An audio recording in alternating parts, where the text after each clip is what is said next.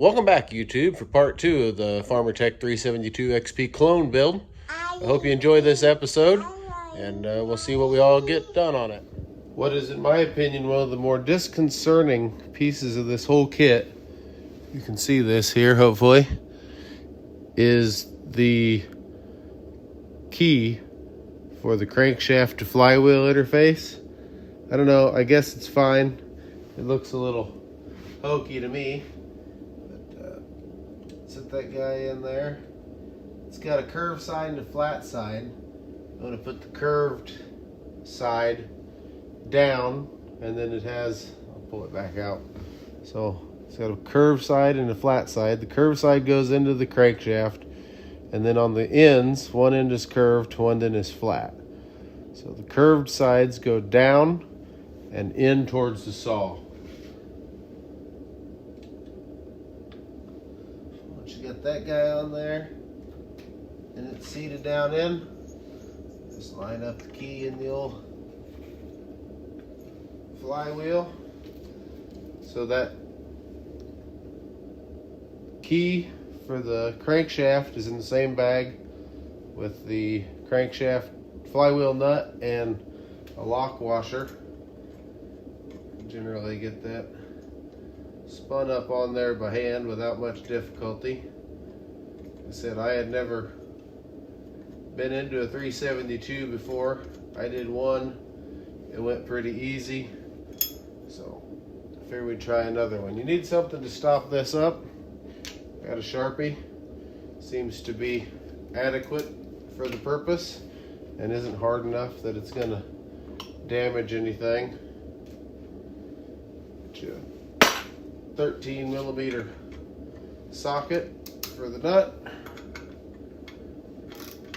Just the old Sharpie, take the load there, run that guy down.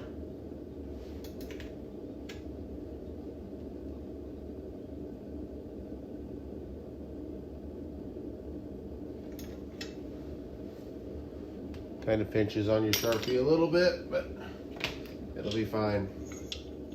So there's that. Flywheel's on.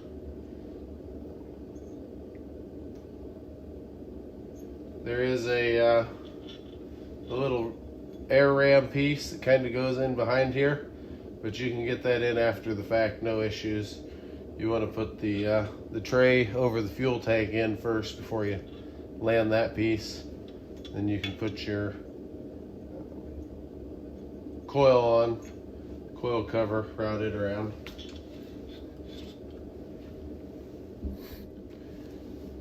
At this point, I like to go ahead and put the tank handle assembly onto the case assembly. I think it just makes it a little bit easier to have it stand up while you're doing work on it. So a few things you want to do before you do that. In the bag of rubber, as I call it, where like your carburetor boot and everything else is, you'll find these two pieces here. One of them's a round piece. Some of them are open on the end, some are closed. The other one looks like a little bumper that pulls in. This is all part of the case limiter stuff. The little rubber bumper one goes on the flywheel side and just pulls into place. Just grab a hold of that. If your hands are slimy like mine, you can push. Grab her with a pair of needle nose. Just pull it on through.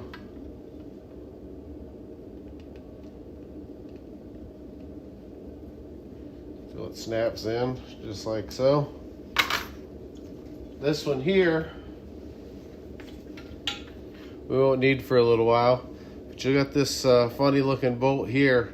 So once you get the tank to the case assembled, that bolt goes in. I'll show you where, and make sure you got this piece on the bottom side of it so it doesn't bang when it gets to the edge. And I use these two. There's two bolts in the bag, look about like this. Those go to the springs for your anti-bind mounts. So we'll see if I can actually do this. Inside the case, there's this feature right here made onto it, the flywheel side, and that's designed, that goes in here actually. I'm not so sure as to what that's not supposed to go on there. There it goes on there. Hold on one second. We'll look at the IPL real quick. My memory does not deceive me. Check the IPL. The rubber goes right here on this side, so make sure you got that there, and that'll set down into here. I'm inevitably going to wind up blocking your view of what I'm doing, because that's just the way that this usually works.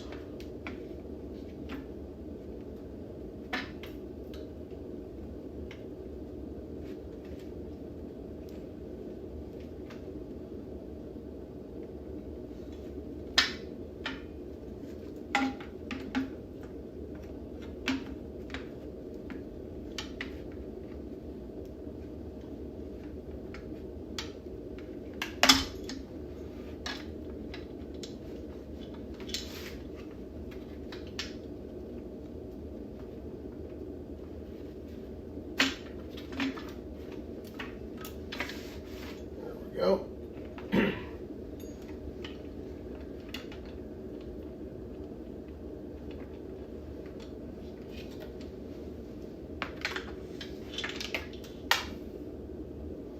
Drop a bolt on the ground. Time you drop a bolt, you gotta have a sip of your favorite beverage.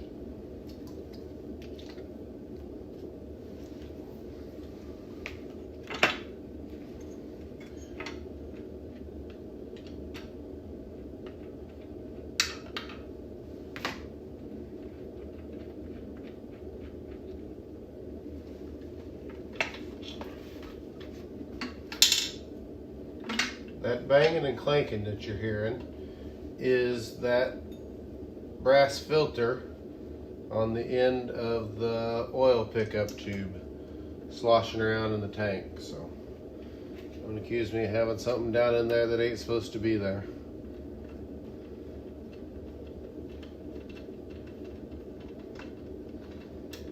And you put this together first time, and you'll say to yourself, my gosh, it flops all over the place. But don't forget, you've got one more anti-vibe spring that goes on to the top handle, front handle, and that really stiffens it up a lot.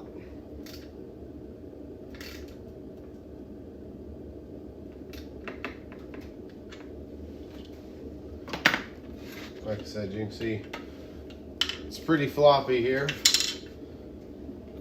And this screw here, that funny screw that's got the straight piece on the end, that's your right hand side limiter. Run that guy down in.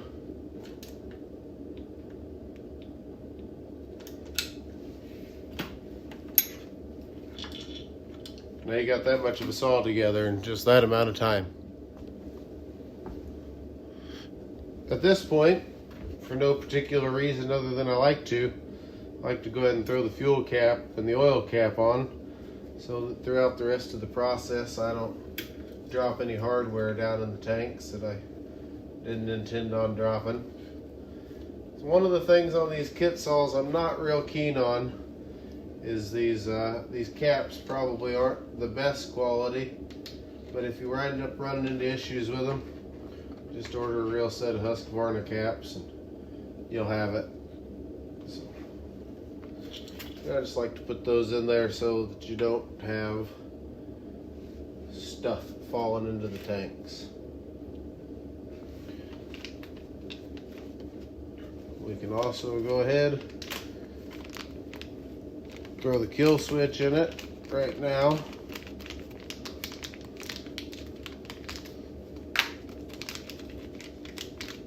Make sure you put this in the right way, such that this side here, stop, is towards the handle. And it just snaps right in.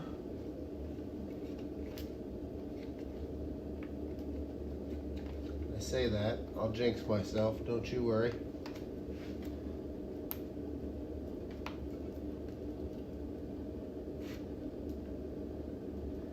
a little warmer out here when I did the first one. Some of this plastic isn't quite as forgiving out here in the cold. But there we go. Just kill switch installed.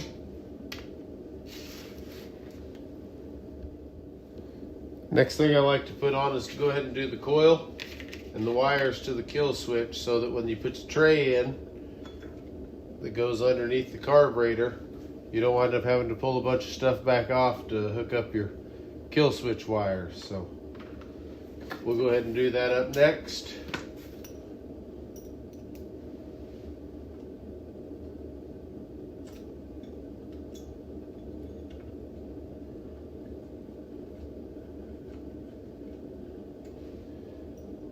Guy likes to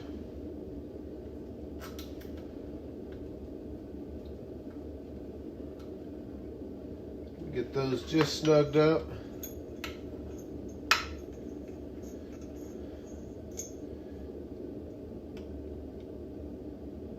Set your gap.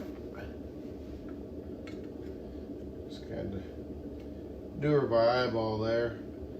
Put a dollar bill in there, feeler gauge, but kind of know where they need to be just by looking at them. So I usually go with that and get away with it.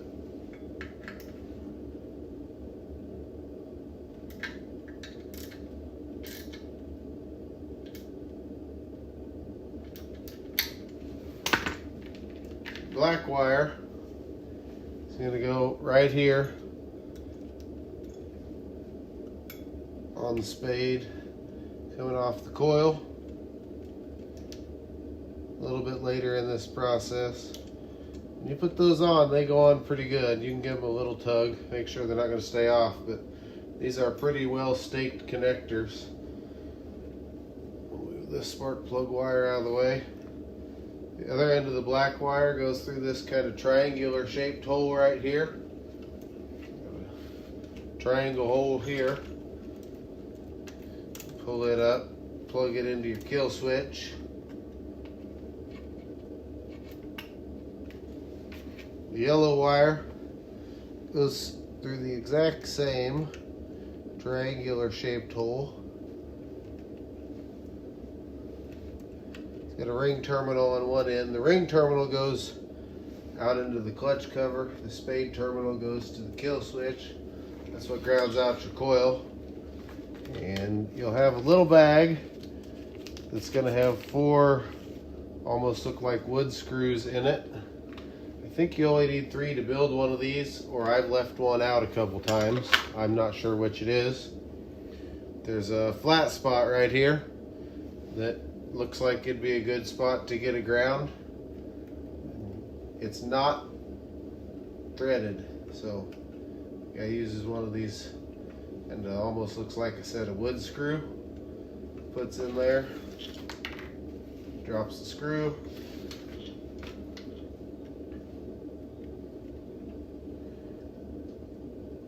I might get better at this someday and figure out how to get you guys better camera angles.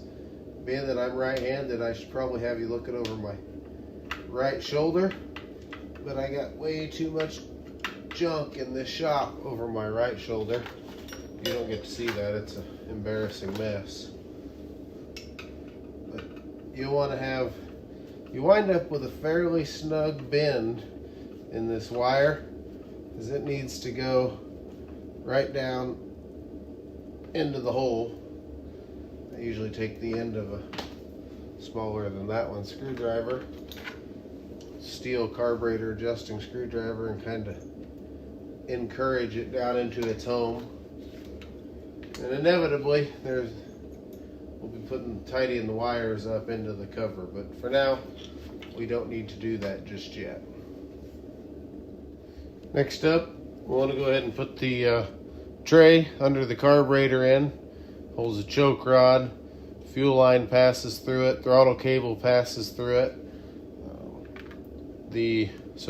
Go back to your bag of random rubber goodies. You'll have a little rubber grommet, looks like this. That's for your throttle cable. Then you'll have this kind of funny shaped rubber support. That's going to be your support. So looking at this, goes into these 2 holes. That's the rear support for the carburetor. Actually, I think it's the air filter elbow. We'll have a couple hooks on it that clip onto this and support the back. So you go ahead and get that snapped in while you got good access to pull those through. I like to go ahead, this hole here that's on the angled portion, be saw left-hand side, gets the grommet for the throttle cable. So once you got that guy together like so, then pass your throttle cable through the grommet, just push it right on through there, and then the fuel, pass him up through. I never can remember which one I like better for doing this. There's two holes that would both work for the carburetor or for the fuel supply coming from the carb.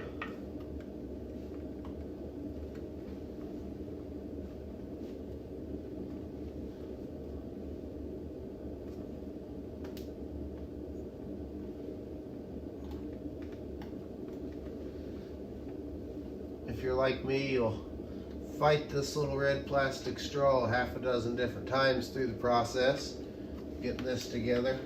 Just gonna take a look, make sure you got a nice curve on your fuel line. Had that tray in there looking like so. 4 screws, roughly so long. They're in a bag with a whole slew of them. Use quite a few of those around the saw for different things. So, but if you forget to put this in, and the guy sticks the carburetor on and the cylinder, the gasket on the carb boot actually has this groove that sits down in this. So there's no putting this piece on once the carburetor and the cylinder's on, at least not easily. It could be done. You can replace that without pulling everything apart. It's just a whole lot easier, in my opinion, to do it this way. Go ahead and get these 4 screws in, get her sucked down.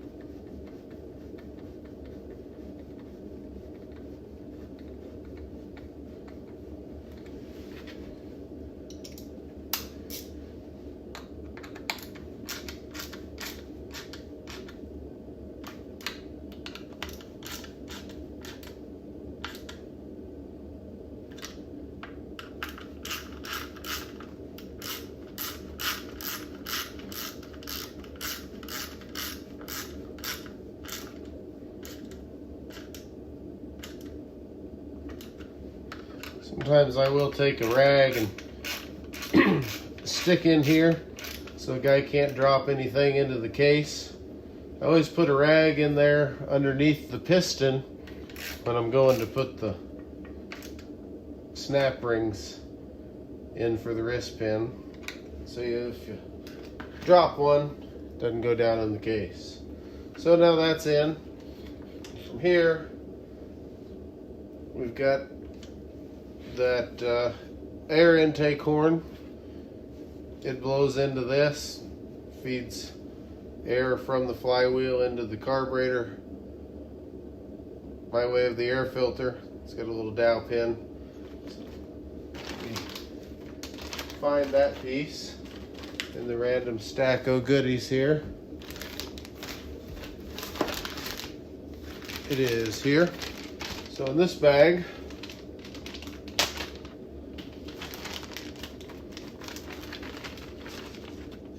fan shroud.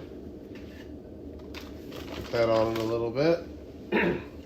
There's that elbow for the air filter, and here are the the two hooks that go onto this rear carb support. This guy here, not real thick. There are a couple short screws.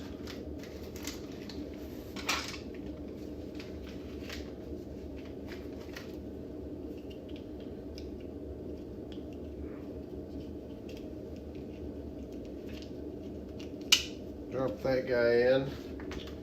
Turn the flywheel to the right spot. You can fish this in behind. It'll plug in everywhere it's intended to. You can run your tool between the fins of the flywheel. You just kind of turn her in. It's got a little dowel pin, pushes into the case.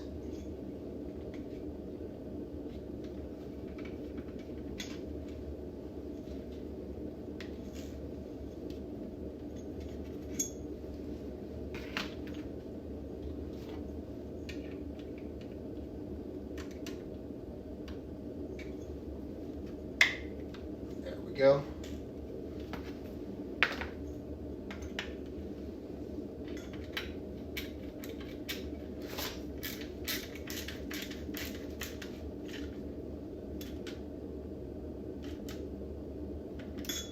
Don't you get too crazy on it. It's plastic. Nothing's hitting. Good to go there. At this point you can go ahead and stick this on. Kind of needs to fish underneath the carburetor, and actually we're going to hold off on that because I don't really want the spark plug wire up in the works just yet. There's that. We'll go ahead and get the cylinder prepped. Be back with you in a minute. Thanks again for tuning in. If you enjoy this series, go ahead and like, subscribe, and we'll be doing more stuff like this, finishing out this series, several more videos to come. Anyway, stay tuned for part 3 coming up soon.